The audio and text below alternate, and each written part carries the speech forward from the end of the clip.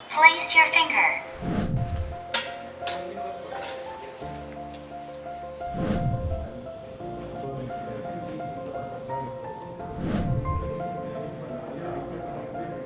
Hi friends, the chiffon sarees are very comfortable for daily office wear. How I maintain, I want to give a tips. The chiffon sarees, the fabric is very delicate and if you don't wash properly or store properly, it can easily damage. If you have zari on chiffon sarees, don't iron it directly.